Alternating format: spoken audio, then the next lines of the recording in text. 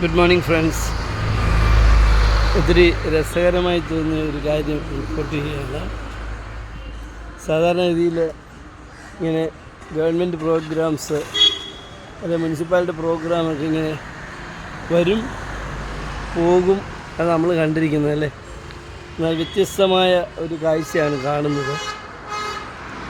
നമ്മുടെ കോട്ടയത്ത് ചിങ്ങവനം മാർക്കറ്റ് സൗന്ദര്യവൽക്കരണത്തിൻ്റെ ഭാഗമായി ചെടികൾ വെച്ചിരിക്കുന്നതാണ്.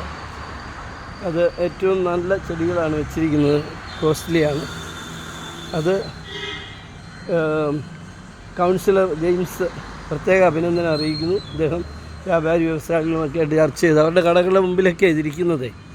അതുപോലെ മുനിസിപ്പൽ സ്റ്റാഫ് വൃത്തിയായിട്ട് സൂക്ഷിച്ചിരിക്കുന്നുണ്ട്. ഇത് ഉദ്ഘാടനം കഴിഞ്ഞിപ്പോൾ 1-2 മാസം കഴിഞ്ഞു. ഇപ്പോഴും കണ്ടു ഈ മലവെള്ളത്തെയൊക്കെ അതിജീവിച്ച ചെടികളൊക്കെ നിൽക്കുക. അപ്പോൾ ഓരോ കടക്കാരനും അത് സംരക്ഷിക്കാനുള്ള ചുമതല കൊടുത്തിരിക്കുക. എത്ര ഭംഗിയായിട്ട് അത് വെച്ചിരിക്കുന്നത് നോക്കി. അത് വെറും ഒരു തമാശയല്ല. സാധാരണ രാഷ്ട്രീയക്കാരൊക്കെ ഇടപെട്ട് കഴിയുമ്പം അതൊക്കെ ഒരു പേരിന് മാത്രം ചെയ്തു പോകുന്നതാണ്.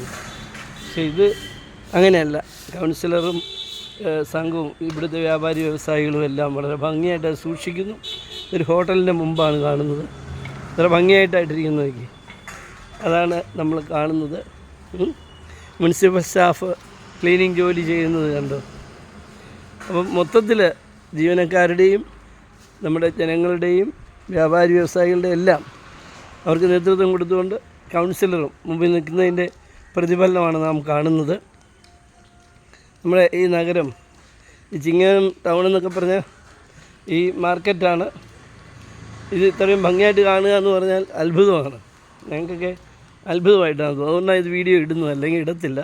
കാരണം ഇതൊക്കെ യൂഷ്വൽ പ്രോസസ്സായിട്ടേ കാണത്തുള്ളൂ. പക്ഷേ ദിസ് ഈസ് സംതിങ് ഡിഫറെൻറ്റ്. കൊള്ളാം.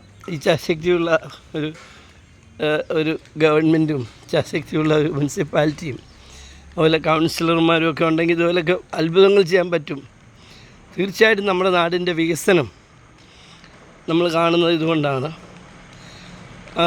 വികസനത്തിൽ പക്ഷേ ഒരു കാര്യമുണ്ട്, അതാണ് ഇവിടെ ഈ കൗൺസിലർ നമുക്ക് ചൂണ്ടിക്കാണിച്ചിരുന്നത്. നമ്മുടെ സഹകരണമില്ലാതെ, ജനങ്ങളുടെ ഇടപെടലില്ലാതെ ഒന്നും വിജയിക്കില്ല.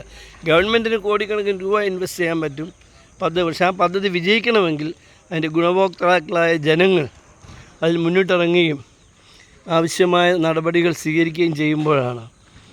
അപ്പോൾ ഇത് കണ്ടില്ല, ഇവിടെ ഒരു കുപ്പിയൊക്കെ വെച്ചിരിക്കുക കണ്ടില്ല. അമലക്കാർ സ്പോൺസർ ചെയ്തിരിക്കുന്നതാണ്. അത് വൃത്തിയായിട്ട് ഉണ്ടോ, അത് വഴിയിലൊന്നും കാണുന്നില്ലല്ലോ.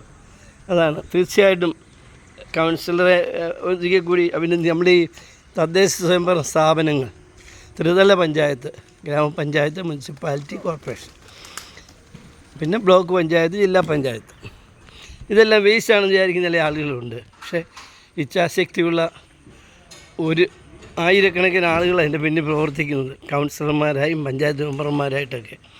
അവരുടെ ആ ഒരു ദാർശനിക ഭാവവും ഉയരണമെന്നുള്ള വിചാരവും സമൂഹത്തെ ഉയർത്തിപ്പിടിക്കാനുള്ള മനസ്സുമാണ് ഈ വിജയത്തിനെല്ലാം പിന്നിലുള്ളത്. അതിൽ നമുക്കെല്ലാവർക്കും ഒന്നുചേരാം. നാടിൻ്റെ വികസനവും ഉയർച്ചയും നമുക്ക് അഭിലഷിക്കാം, പ്രവർത്തിക്കാം. ഓക്കെ, എന്തായാലും കൗൺസിലർ ജെയിംസിന് ഒരിക്കൽ കൂടി അഭിനന്ദനങ്ങൾ അറിയിക്കുന്നു. Thank you. Praise our God.